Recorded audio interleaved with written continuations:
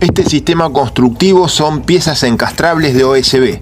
Es como un puzzle gigante. Es un único material, no usa clavos ni tornillos, solo un poco de pegamento en las uniones.